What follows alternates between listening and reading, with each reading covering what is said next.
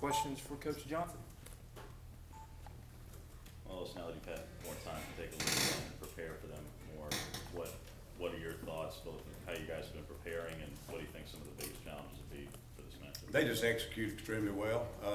They have a good system that fits their personnel, and players know how to execute it. They don't beat themselves. It's just a challenge. If you go in and make mistakes or you missed assignments, they're going to take advantage of it. We haven't been able to study the personnel to any greater degree. We've just had extra practice time. So it's been good that we've been able to polish our plan. But they're a good football team, and they're going to be at home, and I know it's going to be a big game for them. For dual threat quarterbacks, who do you use on a scout team for a guy with as much skill set as Waters has? We just used our regular guys. We didn't get anybody from the offense. They do run the Wildcat, and we put some skill guys back there for that. Their quarterback throws so well. And he is definitely a good dual threat, but he throws so well. We just had to use our regular guys to get back there. Be him. With the Wildcat and some of the other stuff they do, how unorthodox is some of the running game stuff they do? It's not, when they get into Wildcat, it's just like everybody else. They give you a lot of different formations just to try to get you misaligned or find an open spot, where they can punch a hole in your box. Got 4 or 5 different formations they'll show you. And we just got to be very aware of it. They don't take the quarterback off the field. They leave him out there, so you don't know it's going to be the Wildcat. So you have to run check defenses. You can't run a special call that you can send in your players. They have to check into something. So we'll have to really be on our toes. And the player that does a Wildcat for him is a great running back. So even if you're in the right defense, you still got to execute, get off blocks, and we got to tackle well. Tyler Lockett, changes things for him. Even he's off the field and then goes back on. It just changes how way people defend. What have you noticed with him on film, and how big of a difference does he make for that team? Really good player, and he's on both sides. You can't always match up on him with who you want to match up. You can't necessarily put a design defense on him. You start double covering him, it leaves all those quarterback lead runs open. So that's what's such a big challenge to them. They're going to run the quarterback with a lead blocker, and when they do that, a lot of times base defenses just don't have enough people in the chalkboard to stop that play. Now, we may be able to whip them and get off and make a play, but you're taking a chance when you take all them people out of the box. So if you get over and line up and play him one-on-one, nobody over the top, and he's a really good athlete.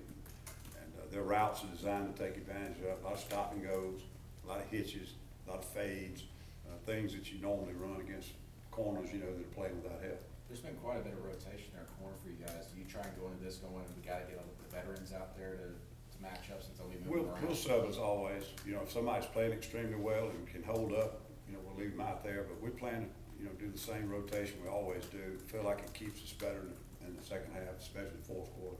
So you think it'll be pretty much all the corners on the shot matching up, that you're not walking into expecting either Mincy or Jones to be the guy to go No. against them? I mean, we may have a certain play, toward the end of the half, toward the end of the game, maybe something where you got to put somebody on or whatever, but we don't have that luxury. They get a little tempo going.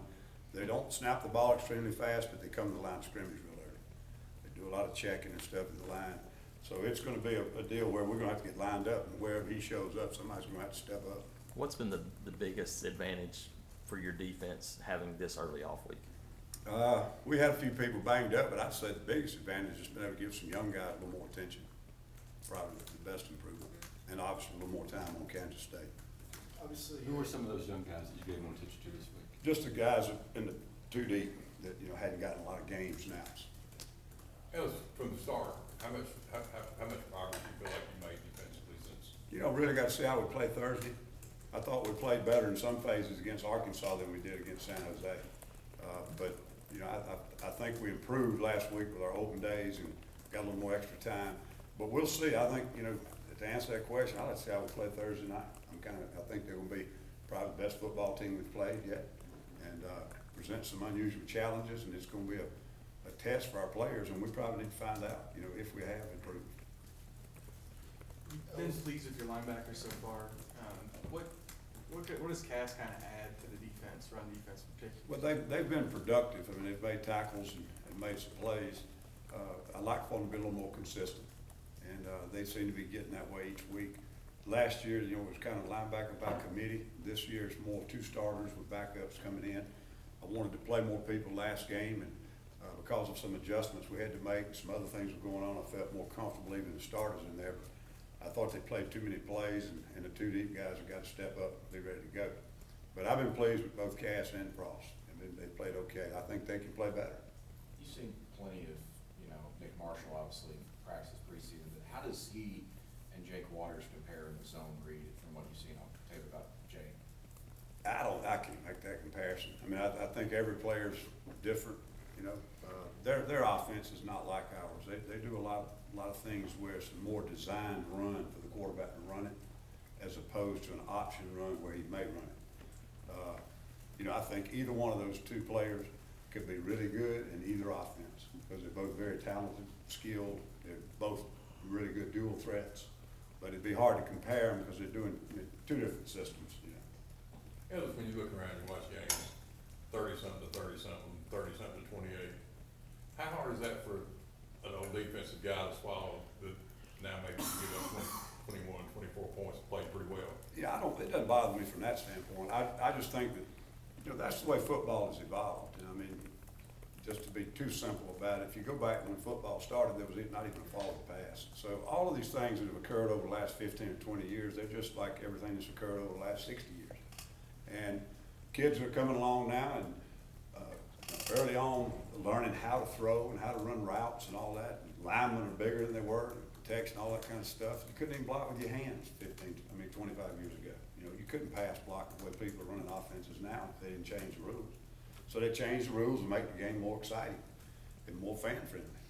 And it's just part of it. I mean, it doesn't make my job any more difficult than it does the guy on the other side of the field, who's trying to stop us. So it's all relative. But I do think that, it basically is whatever fills those seats and cuts those TV sets on, and that's the way the rules are gonna go. So, that's how it is. We saw Gabe and Montrevis play a lot more inside, especially from the second quarter on against the San Jose. What do they add to that interior? I mean, we're pretty loaded there. Some big guys, Jeff and Blackson and stuff like that. But what do Mont and Gabe add specifically? Well, they're probably the most athletic guys that we played in there. And we didn't play well in that last game.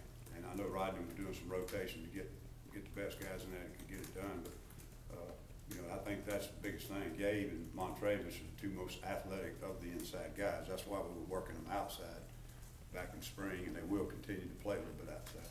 Did you notice they had more production inside as opposed to outside at D-tackle? You didn't notice.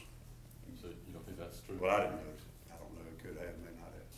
Ellis, did Trevon Reed improve from game 1 to game 2? And it looks like Mincy's playing pretty well too back there. Mincy's probably played the best of all of them and should, most experienced. Trevon had a couple of mistakes, for a player who hadn't played there much, that'd be expected. One of them was unacceptable, got to get it cleaned up, but I thought he made two really nice plays. Obviously the interception was a good play, and he made a very good play on another run support, played it extremely well. He seems to get a little more comfortable each week. All right. Good. Thank you, Coach.